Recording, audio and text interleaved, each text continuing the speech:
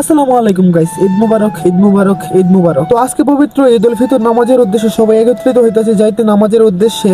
তো আমরা সবাই বাড়ি থেকে মিষ্টি মুখ কইরা এসে দাঁড়াইছিলাম আমাদের বাড়ির ব্রিজে। তো আমরা অনেকক্ষণ ব্রিজের মধ্যে দাঁড়ায় থাকার পর অনেক ভাই ব্রাদার চলে আসছে। এখন আমরা চলে যাইতাছি ঈদগাহ মাঠে নামাজের উদ্দেশ্যে। তো আমরা হাতের মধ্যে জায়নামাজ নিয়ে আসিরা সবাই একসাথে একত্রিত হাঁটতাছি, অর্থাৎ আমরা যতজন নামাজের উদ্দেশ্যে একসাথে যাচ্ছি।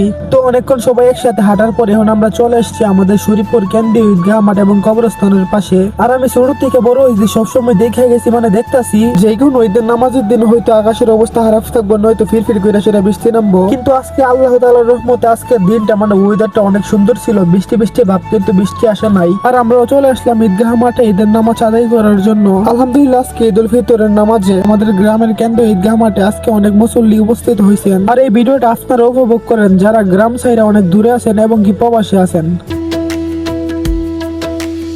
ঈদের টানে দিলাম পারি শরীফপুরের ঈদগাহে যাই, ভাইয়ে ভাইয়ে কাঁধে কাঁধ মিলে নামাজে দাঁড়াই সবাই, তাকবীর ভরে।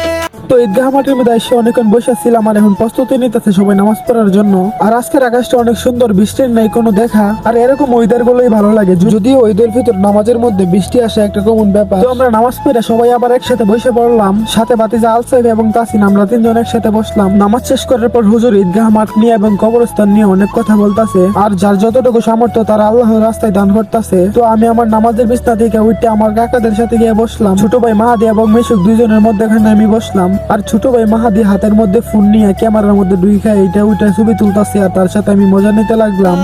ধনী গরিব একই রঙের রঙিন প্রাণী,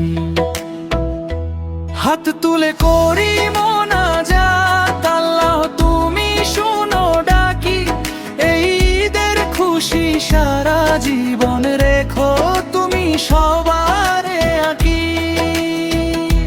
হাত তুলে করি মোনাজাত, আল্লাহ তুমি শুনো ডাকি, এই ঈদের খুশি সারা জীবন রেখো তুমি সবারে আঁকি। আমরা নামাজ এবং মোনাজাত শেষ করে চলে আসলাম আমাদের কবরস্থানের পাশে।